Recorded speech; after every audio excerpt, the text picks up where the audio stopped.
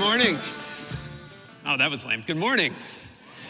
I have 3 quick caveats before I get started. 1, I'm not a comedian.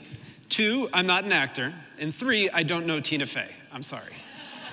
But as I was looking at the agenda and looking at some of the great brands that have been up on stage here over the past day and a half, Capital One, Best Buy, NASA, Enterprise, and some of the great vendors as well, Hay Group, TNS, PwC, I was kind of feeling like a little bit of the odd duck up here. So I wondered if the best way to go with my presentation today was to make it a little bit like this video that I'd like Mitch to roll for us.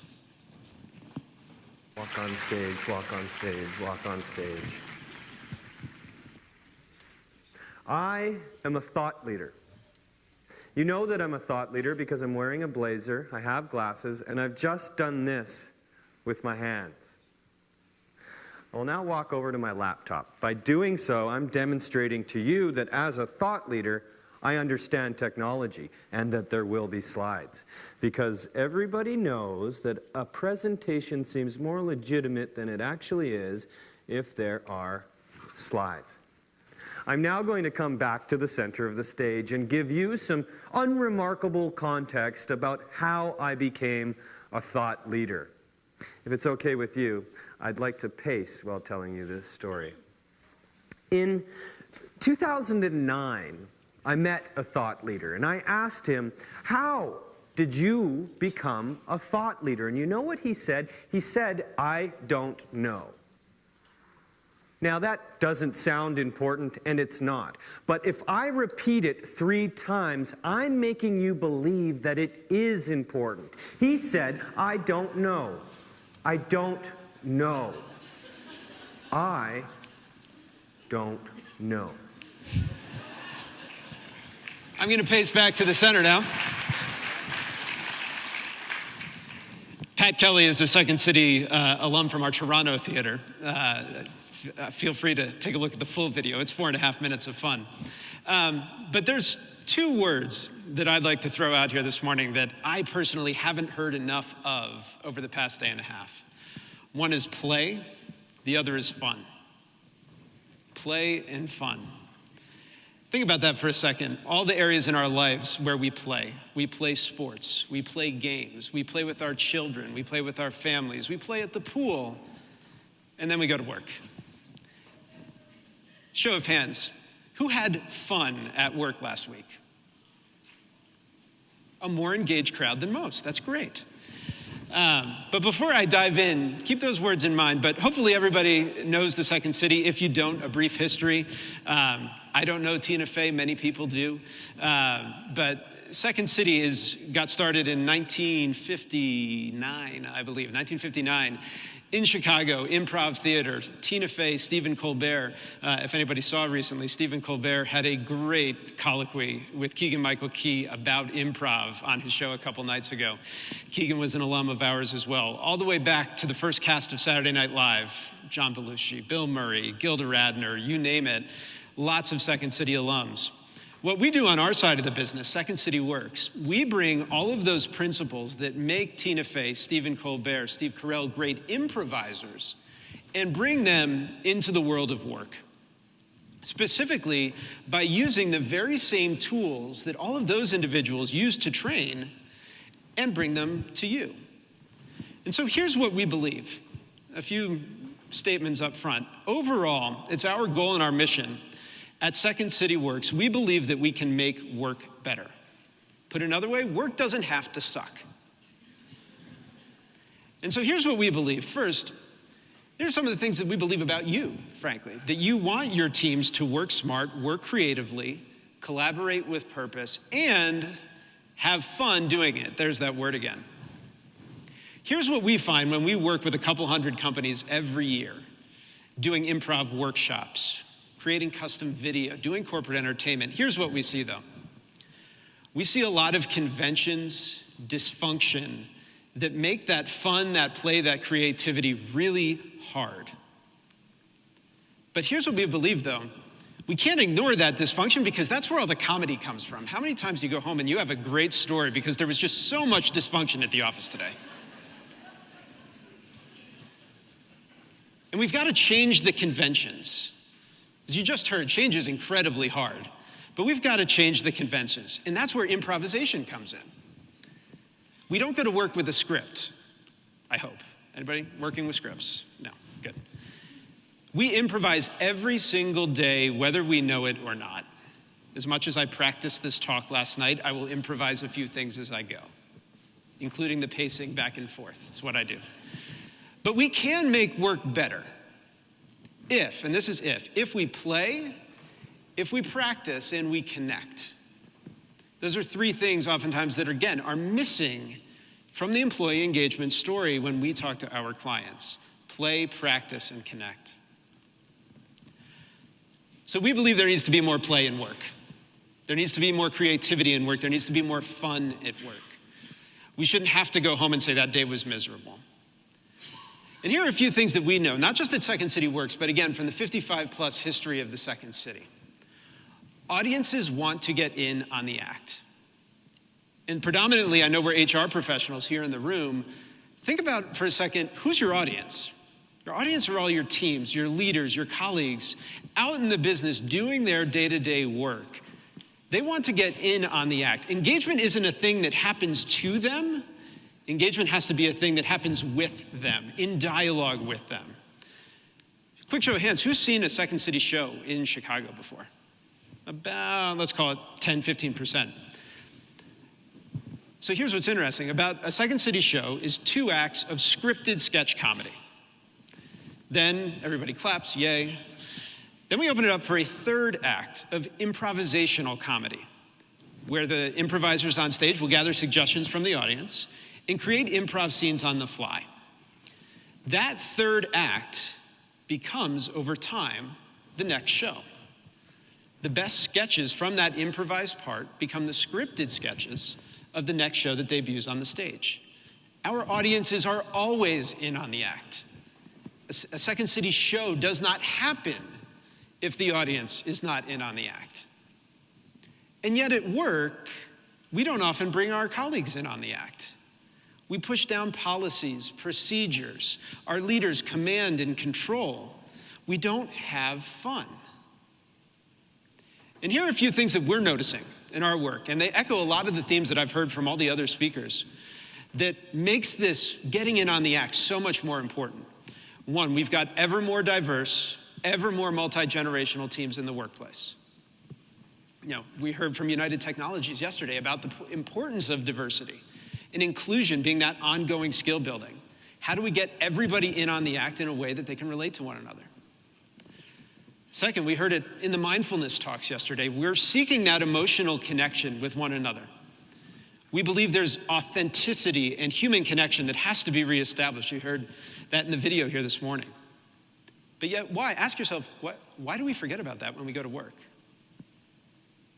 Why do we feel that's so important at home, with our friends, with our family, but then we forget about that emotional connection at the office?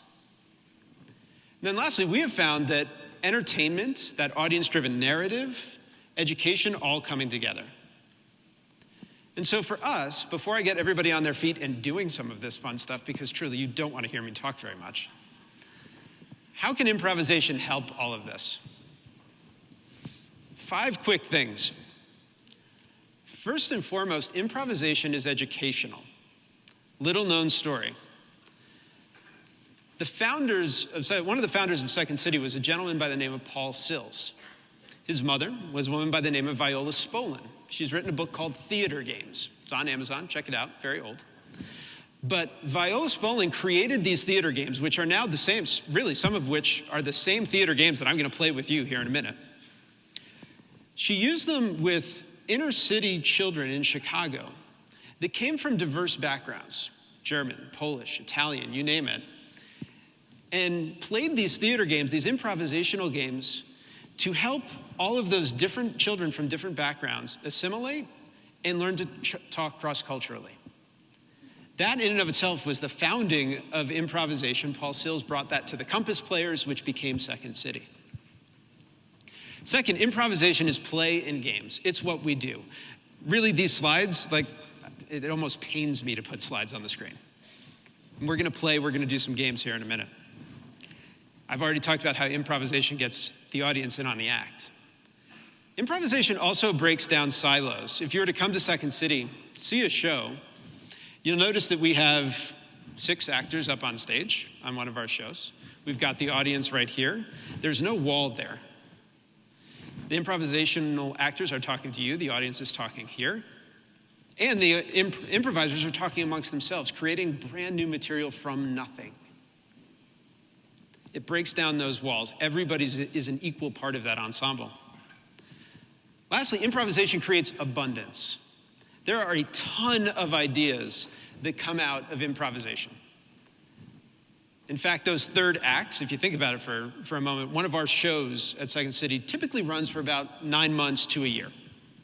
So across that time, think of the number of days where those improvisers on the stage are doing that third act. Probably, let's call it 20 minutes a night for 200, 250 days. Think of the number of different improvised sketches that they have to pull from to create that new show. We need to do that in our organizations as well. But again, you don't want to hear me talk about this. I'd love to actually show you what it means to actually bring some play and some fun into the workplace. So, I would love, before I make this request, I will say that no one who comes up on stage will be asked to improvise. All I'm going to ask is that the people on stage help debrief a couple of the exercises that we're going to do. Everybody in the audience will be doing the same exercises. You will not feel ostracized in any way, shape, or form. This is a safe place. So I need 6 volunteers to join me up on stage. If the first 6 to join, 1 right here, 1 in the back, 1 over here, 1 here, and a couple up here. Come on. Those first 6. 1, 2, 3, 4, 5, 6. Everybody give them a round of applause.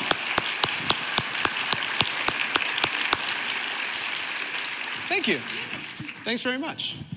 If you guys can sort of line up. Thank you. So the first exercise that we're going to do, and actually if you guys, so we've got 6, if you guys want to pair up, face each other, and if everybody in the audience can quickly stand up and find yourself a partner at your table, stand up, face each other, take 10 seconds.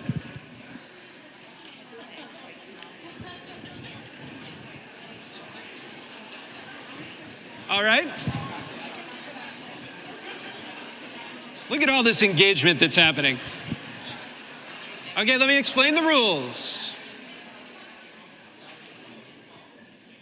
So the first exercise that we're going to try on today, as you can tell, it's called Last Word. You're going to have a conversation with your partner. The only rule of this conversation is that the first word that you say has to be the last word that your partner said. That is the only rule of the conversation. The first word that you say has to be the last word that your partner says. It's the only rule of the conversation. Go.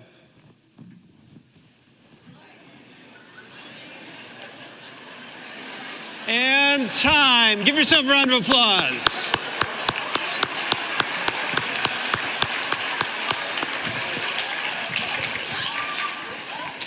All right. Everybody can take a quick seat. Take a quick seat. My helpful volunteers up on stage. Mitch, can I get the handheld mic on? Thank you. I'm just gonna, if you guys don't mind, I'm just gonna pass the mic down. I'd love just a quick 15 seconds from each of you on what you were thinking as that exercise was going on. What you felt while you were doing the exercise. It was hard. It's hard, sure. It's a little difficult. A little difficult, sure. So we had to break some grammar rules, but we got it done. Absolutely. Okay. Like she said, it was hard, and I think trying to get a next line that flows with exactly what she was saying was pretty hard. It was.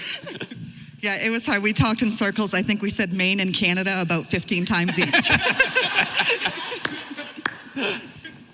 I agree. I did some more thinking, and some more overthinking. There you go. It was difficult at first, but in the beginning, we were actually saying the same word, instead of the beginning with the last word. But by the end, we're like, we had it. Good. Yeah. Thank you.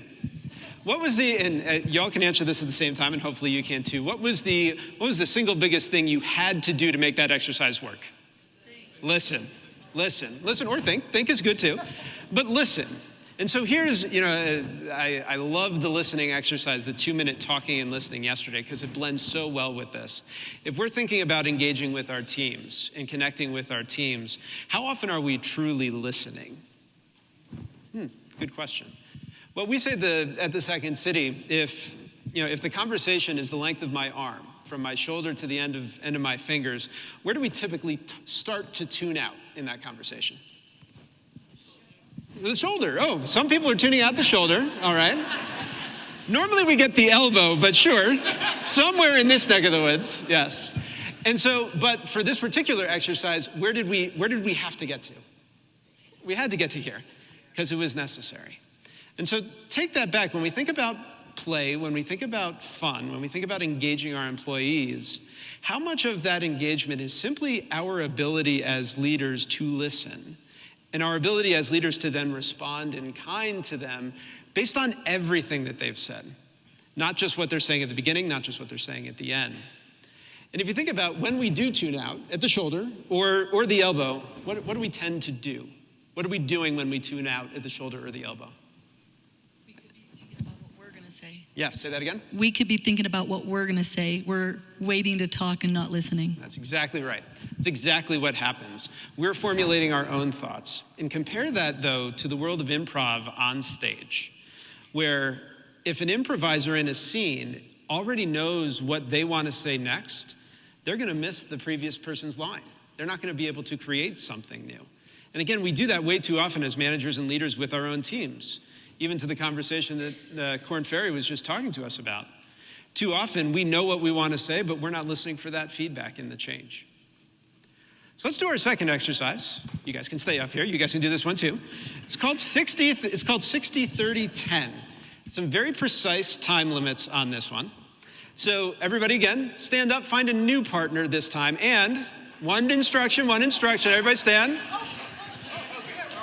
New partner. New partner.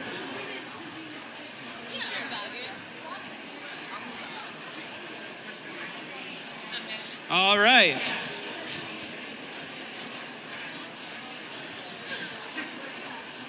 Okay, so here are your instructions for this exercise. I literally have a timer clock right here that I can look at, which is great. In 15 seconds, I want you to, with your partner, find a movie that you both know and love. Find a movie in 15 seconds that you both know and love. Ready? Go.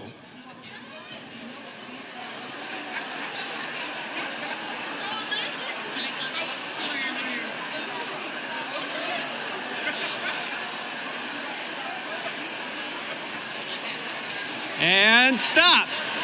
And stop. All right. The beauty of a ballroom with 400 people. All right, here we go. So we've got a hard stop at the top of the hour. I know everybody wants their break. So now that everybody has a movie with their partner, I'd like one person in each group to raise their hand, one person in each pair to raise their hand. Great, the other person in the pair will start. God, they fall for that every time. So for the person who's starting, you have 60 seconds, 60, to summarize the movie you just determined. 60 seconds to summarize the movie you just determined to your partner. Ready? Go. And stop. Everybody give yourselves a round of applause. And stop. Here we go. Round number two. The other person in your group will now have 30 seconds to summarize the movie, which you are talking about. 30 seconds to summarize. Other person, ready, go. All right, everybody give yourselves another round of applause. And in And in our final, it is called 60-30-10. In our final one, in 10 seconds, work with your partner to create the one-sentence summary of the movie. Go.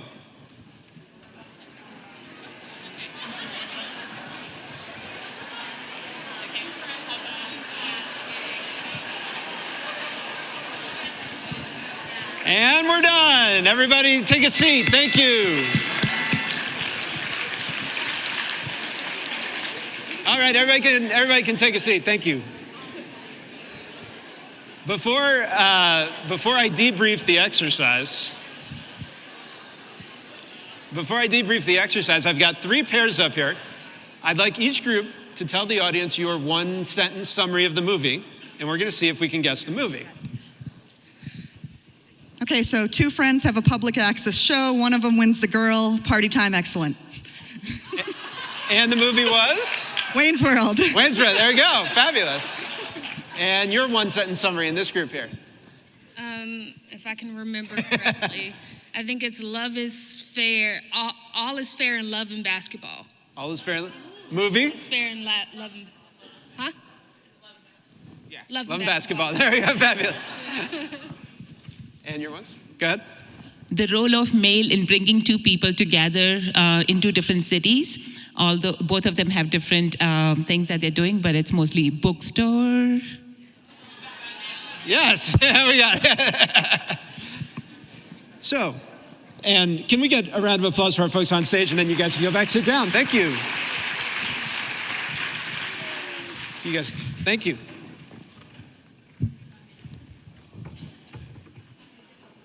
So the interesting thing about 60-30-10, and I want to pick up on the storytelling aspect that the leader from Best Buy was talking about yesterday. How many folks, for those of you, raise your hands if you had 60 seconds, if you were the person in your group who had 60 seconds. Now put your hand, keep them up. Put your hand down if you got through the entire movie in your 60-second summary. Okay.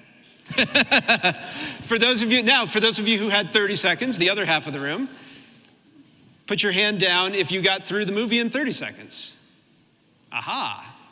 And then I made you get through the whole movie in 10, so I know everybody did. But as we think about storytelling, and as we think about how to engage employees through stories, this is what often happens. We start this wide. And ultimately, we can get down to here. And as we saw with the 3 groups on stage, they were able to get down to 1 line, 10 seconds, and nearly everybody in the room, if they had seen the movie, knew what the movie was.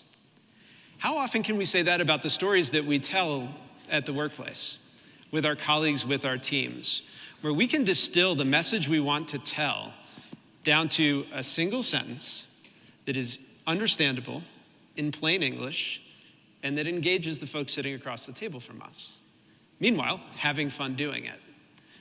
So as you're constructing your stories at your workplace, in particular, constructing those stories that are going to be engaging your teams, your colleagues, et cetera, use this 60-30-10, not necessarily to write down in 60 seconds, 30 seconds, and 10, but start wide, narrow down, and what's the most important thing that you want to get across in your story? One of the things that we talk about a lot with storytelling at Second City Works is find that hero in the story. Who's the hero of your story? And what transformation do you want that hero to make across the course of that story? So we've touched on 2 particular skills here today, listening to understand and storytelling, as 2 avenues that we can create fun and play to engage our employees. We don't play these games simply because they are fun, but they are, hopefully. But we also play these games because they have a purpose. They not only help Tina Fey, Stephen Colbert get better at what they do, but they also can help each one of us get better at what we do in the office. So as you look at this, just take listening for a moment.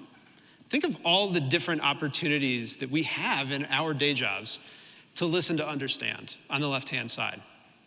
When we've got to respond to difficult business results, or when we've got a plan for industry changes. The improv skills that you will use in those situations, whether you know it or not, adaptability, how we respond to failure, how we can focus on the solution. All of those times, all those skills where we need to listen to do something different in our business. How about on the storytelling side? There's probably nothing that can't be made better with a great story. I think as you leave this conference, you're going to remember some of the great stories that you've heard, from Alex's lemonade stand to Mateo's personal story earlier this morning. Storytelling matters. It matters big time, and you can get better at it through fun, through play. And the improv skills you use, we tell stories on stage every single night. The agility to adapt to your audience, what's resonating, what's not. It's a little bit hard for me to tell up here if what I'm saying is resonating in the back, but I can certainly tell if it is up front. Framing the message, as I say, creating that hero. All of that is critical to the stories we need to tell to create our engaged employees. But to wrap us up, I want to go back just to where I started for a moment. We at Second City Works believe that work can be made better. Work doesn't have to suck. Conferences can be engaging. We all just proved that out here in the last 30 minutes. So my advice to you, don't be afraid of the word play. Don't be afraid of fun. Don't be afraid of the human, authentic connections that you can make, not just amongst yourselves, amongst leaders, but within your teams, within your companies. Don't ignore the conventions. Don't ignore the dysfunction. Make it fun. Change the conventions that you know need to be changed to make work better for yourselves and everybody else. I hope that you can come with us on this journey to make work better, to make work suck a little less. And if there's one thing that you leave with today, I hope it's that you had some fun, that you were able to play a little bit, and that you can take some of that back to your office. Thanks very much, everybody.